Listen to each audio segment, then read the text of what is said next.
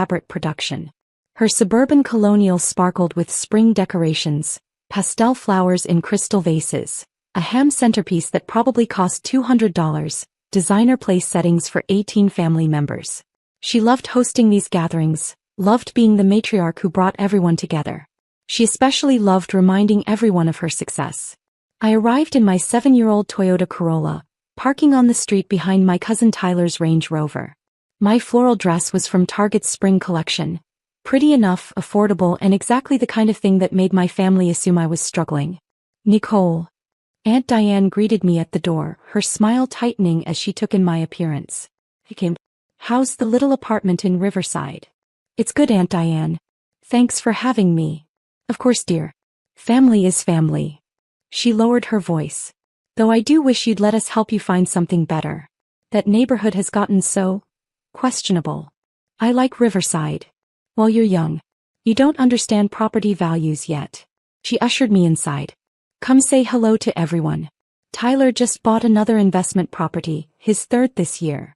Inside, the family had gathered in their usual hierarchies. Uncle Paul discussing stock portfolios with my father. Tyler holding court about real estate investments. My mother trapped in conversation with Diane about European vacation plans. My younger sister Emma spotted me and waved sympathetically. At 28, she was the only family member who didn't treat me like a charity case. Nicole. Tyler appeared, all smiles and expensive cologne. Still renting that studio in Riverside? I could help you find something to buy. First-time buyer programs, get you building equity instead of throwing money away on rent. I'm fine, Tyler. Thanks. Are you though? Aunt Diane rejoined the conversation. You're 34, unmarried, renting in a questionable area. Don't you want stability? Security? I have both actually. Do you? Working freelance for that. What do you call it? Property consulting. He said it like I'd claimed to be a fortune teller. That's not real stability, dear. Tyler jumped in. I keep telling you, Nicole, real estate is where the money is. I've got 3 rental properties now, pulling in almost $6,000 a month in passive income. That's how you build wealth. 3 properties? That's impressive, Tyler. I kept my voice neutral. It's all about thinking big, taking risks, not settling for some tiny apartment because you're afraid to commit. He gestured around Diane's house. Look at Mom and Uncle Paul. They own this place outright plus that investment condo downtown. That's smart money management. Aunt Diane beamed. We've always believed in property ownership. It's how you build generational wealth. I sipped my mimosa and said nothing. Brunch was served. Quiche and smoked salmon, fresh fruit and pastries, bottomless mimosas. The conversation flowed around me, family members sharing updates on careers and achievements. Tyler talked about his latest rental property acquisition. My cousin Sarah discussed her promotion to senior manager. Even Emma, bless her, shared news about her graphic design business landing a major client. When the conversation turned to me, the questions were perfunctory, tinged with pity. Still doing that property consulting work? Uncle Paul asked. Yes. Keeping busy. Any interesting projects? A few things in development. Well, good for you. Staying active. He turned to Tyler. Now, about that downtown condo opportunity you mentioned. After brunch, we moved to the living room for coffee and dessert. That's when Aunt Diane decided to make her announcement. She tapped her coffee cup with a spoon, drawing everyone's attention. I want to share some news that affects our family, she began, her voice taking on that important tone she used for pronouncements. Particularly our dear Nicole. My stomach tightened. As you all know, Paul and I have been building our real estate portfolio.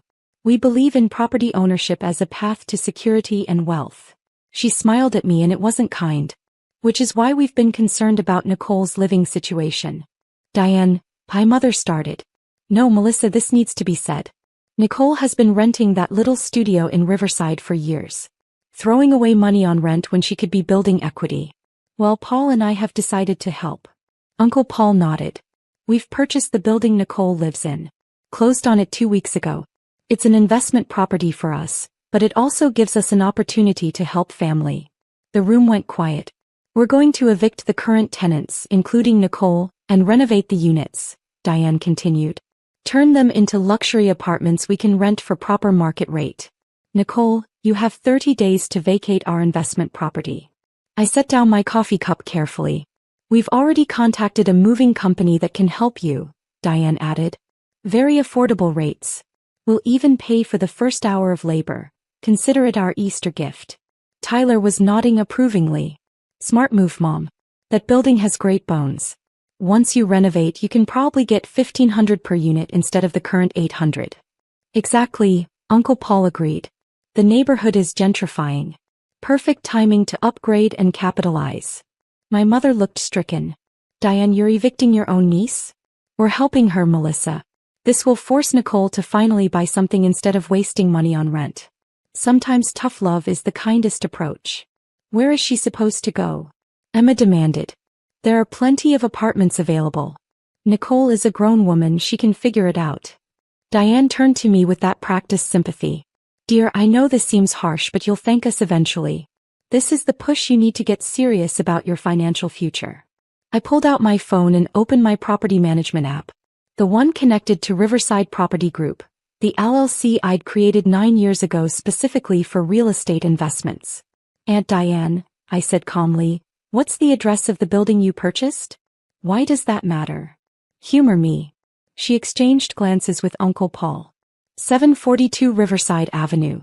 We closed 2 weeks ago for $375,000. Cash purchase. I navigated to my property database. Found the building at 742 Riverside Avenue. Opened the ownership records. That's interesting, I said quietly. Because according to county records, 742 Riverside Avenue is owned by Riverside Property Group, LLC. Has been since 2016. I'm looking at the deed right now. Tyler grabbed my phone. That's impossible. My parents just bought that building. Your parents bought 752 Riverside Avenue, I corrected. Different building. Same street. The room went silent. But the realtor said, Uncle Paul pulled out his phone, scrolling frantically through emails. His face went white. Oh God. It is 752. So you didn't buy Nicole's building? My mother asked. No, we bought the building next door. Diane was looking at me strangely now. But how do you have access to property records for? Because I own 742 Riverside Avenue. I pulled up the full ownership documentation. I purchased it in 2016 for $290,000. 12 units, all occupied, generating about $11,000 in monthly rental income. Tyler's mouth fell open. I also own 738 Riverside Avenue, I continued, pulling up more records. That's a 16-unit building I acquired in 2018. And 721 Riverside Avenue, 8 units, purchased in 2020. Plus properties on 4th Street, Maple Avenue and Harbor Boulevard. How many properties? My father asked quietly. I own 23 residential buildings in the Riverside and downtown areas. Total portfolio value is approximately $14.6 million. Annual rental income last year was just over $1.2 million. Aunt Diane had gone completely pale. The property consulting I do? I looked around the room. I consult on my own properties. Property management, tenant relations, renovation planning. That's my full-time job, managing my real estate portfolio. But you drive a Toyota, Tyler stammered. You live in a studio apartment. I drive a paid-off car with excellent gas mileage. And I live in a studio because it's part of my property portfolio and I like being on-site to handle tenant issues quickly. I pulled up another screen. The studio I live in. I designated it as owner-occupied in my LLC. I don't pay myself rent.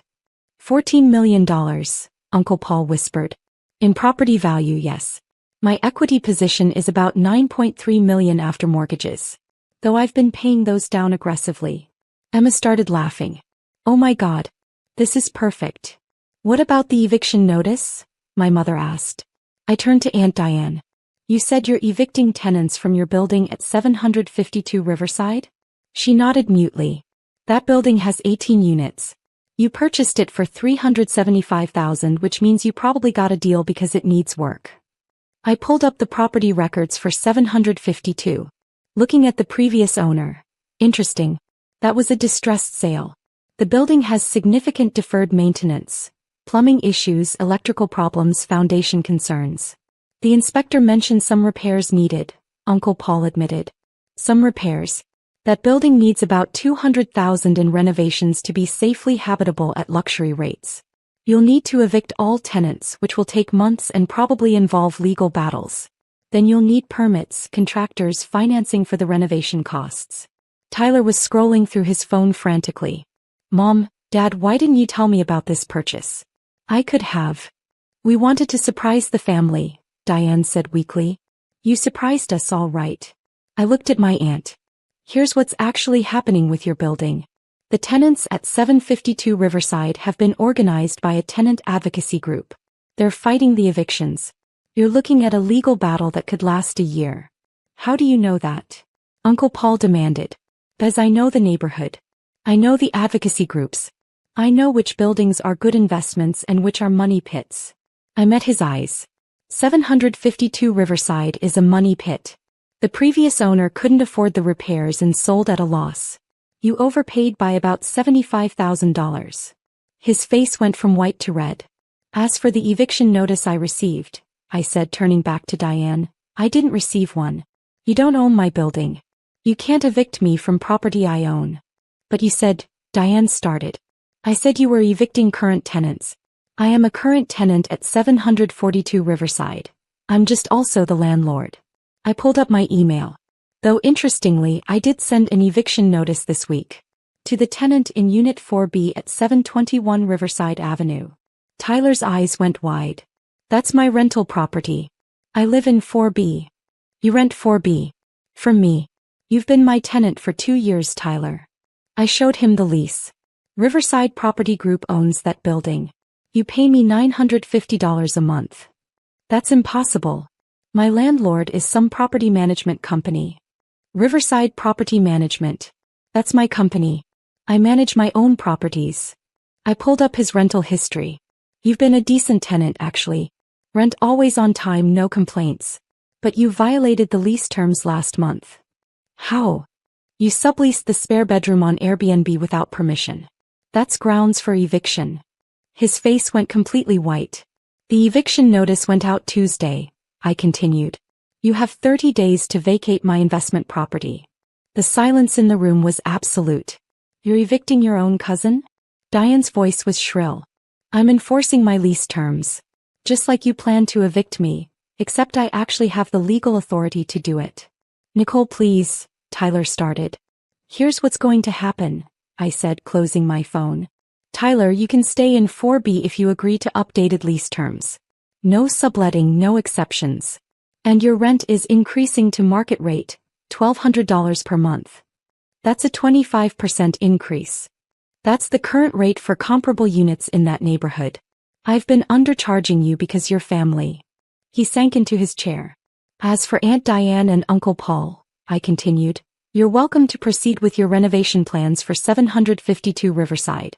But you should know that the tenant advocacy group is very effective. The repairs will cost more than you budgeted, and the neighborhood rental market is about to shift. Shift how? Uncle Paul asked nervously. I'm renovating 3 of my buildings this year and upgrading to compete in the luxury market. That will put downward pressure on surrounding properties. Your units at 752 won't command the premium rates you're expecting. Diane looked like she might cry. You're sabotaging our investment? I'm managing my portfolio strategically. That's what real estate investors do. I softened slightly. But I'm not cruel. If you want guidance on the renovation, I'm happy to share my contractor recommendations and help you navigate the permit process. Family discount on consulting fees. You'd help us. Uncle Paul sounded shocked. Your family. You made a bad investment because you didn't do proper due diligence. I can help you minimize the damage. I looked at Diane. But first, you need to apologize for trying to evict me from property you didn't own and for spending years assuming I was failing just because I live modestly. Diane's perfect composure crumbled. Nicole, I'm so sorry. Thought I was helping. I thought you needed guidance. You thought I was beneath you. That's different from wanting to help. You're right. I've been awful. Tears streaked her makeup. Can you forgive me? Eventually. Right now, I need you to understand that success doesn't always look like Range Rovers and designer handbags. Sometimes it looks like a paid-off Toyota and a property portfolio worth $14 million. Emma was openly grinning now. This is the best Easter ever. My father spoke up. Nicole, why didn't you tell us? About the properties, the success, all of it. Would you have believed me? Or would you have assumed I was exaggerating like you always do when I try to talk about my work? He looked ashamed. We should have asked more questions. Actually listened. Yes, you should have. I stood up. Thank you for brunch, Aunt Diane. It was enlightening. You're leaving? My mother asked. I have a property inspection at 3. One of my 4th Street buildings needs a new roof. Can I come? Emma asked eagerly. I'd love to see how you run your business. I smiled. Sure. I'll show you everything. As we walked to my modest Toyota, Emma laughed. The look on Tyler's face when you told him you were his landlord, priceless.